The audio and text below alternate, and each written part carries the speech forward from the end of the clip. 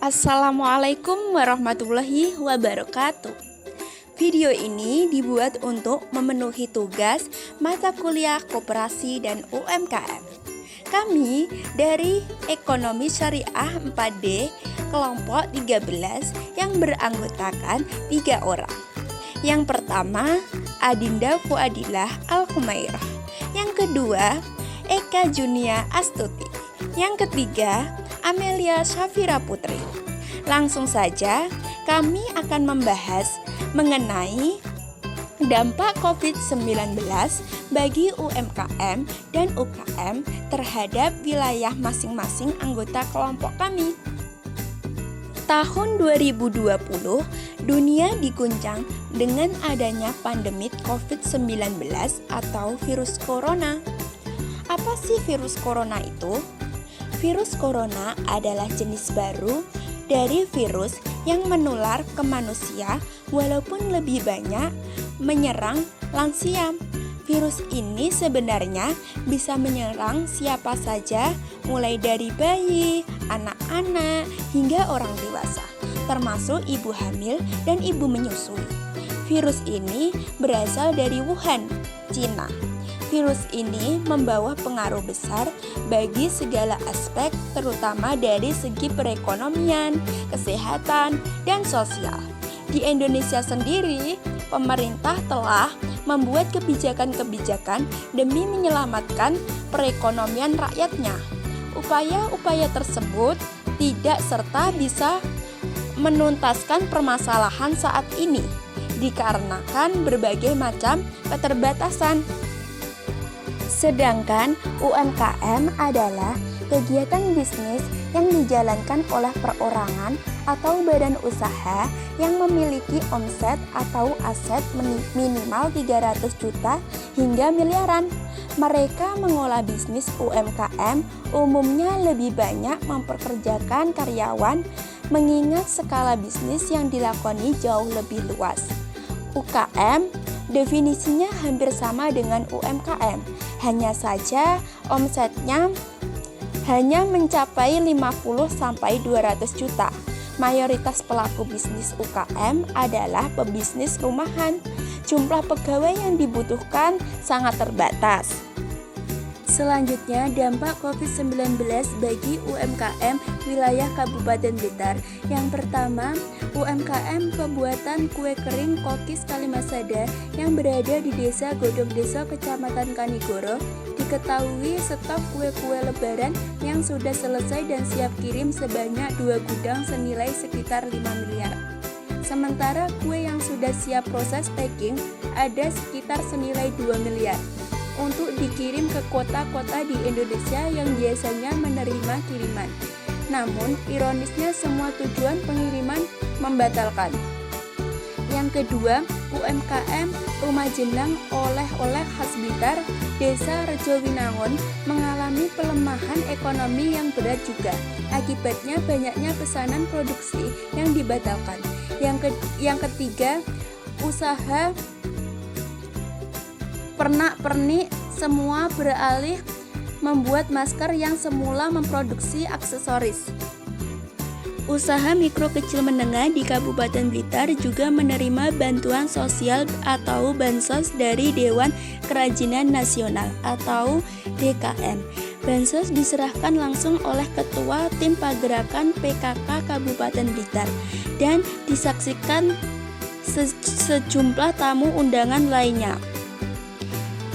Jumlah pelaku UMKM Kabupaten Blitar yang menerima bansos sebanyak 13 orang. Sementara untuk pelaku UMKM asal Kota Blitar sebanyak 3 orang. Sedangkan untuk UKM sebanyak 33 pelaku UKM di Kabupaten Blitar banting setir memproduksi masker kain. Karena dengan cara inilah mereka mampu bertahan agar roda ekonomi dan kehidupan tetap berjalan. Satu di antara mereka adalah Katrina, owner destinasi kuliner Blendi Blitar. Warga desa Bangel, Kecamatan Kanigoro ini mulai menjahit masker sekitar 1 bulan yang lalu.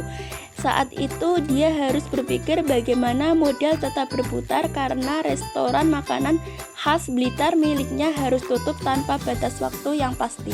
Dan ada 5 order kuliner dibatalkan ketika virus corona mewabah. Selanjutnya, Pak Raden Dadial merupakan seorang pengusaha pempek. Karena dampak dari virus corona saat ini, Pak Raden Dadial tidak melayani makan di tempat untuk menghindari penyebaran virus corona. Karena dari uang tunai juga bisa jadi media penyebaran virus. Uang kertas dipegang dengan banyak tangan, jelas Nita, salah satu karyawan Pak Raden. Sebelumnya diberitakan dampak virus corona memukul omset sejumlah pedagang pempek.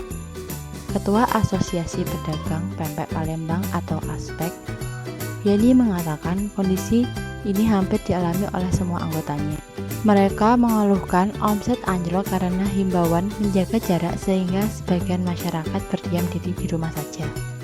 Selain itu, omset pempek anjlok karena selama ini penjual pempek mengandalkan event. Karena banyak perjalanan dinas dan lainnya kemudian pulang membawa oleh-oleh pempek. Sekarang event kurang, rapat tidak ada, penjualan secara lokal juga sedikit, jadi omset turun, ujar Yani.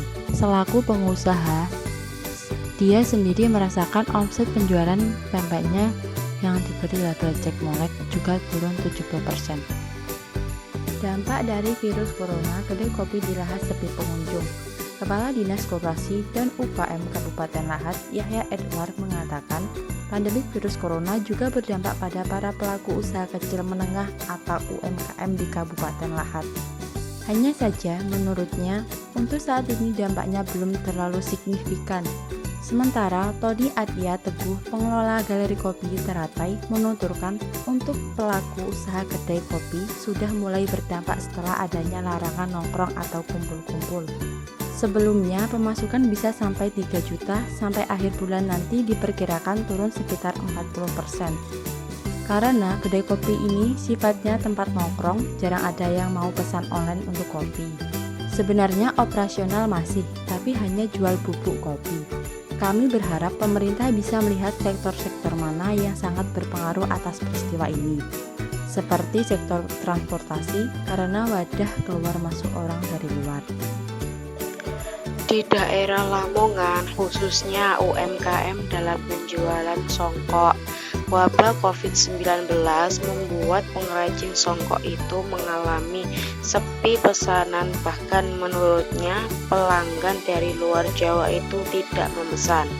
Untuk tetap meningkatkan penjualan, maka penjual songkok gencar promosi melalui media sosial serta melakukan penjualan secara online. Selain itu, penjual songkok beralih memproduksi masker. Baiklah, jadi dapat disimpulkan dari materi yang telah kelompok kami sampaikan. Yang pertama, dampak dari adanya virus corona sangat berpengaruh besar terhadap UMKM maupun UKM. Yang kedua, adanya virus corona, pelaku UMKM terancam gulung tikar karena adanya kerugian besar. Dan yang terakhir, yang ketiga, adanya virus corona ini mengurangi pemasukan suatu wilayah. Oke teman-teman, terima kasih telah menyaksikan channel dari kelompok kami. Jangan lupa like dan subscribe ya. Sekian dari kelompok 13. Wassalamualaikum warahmatullahi wabarakatuh.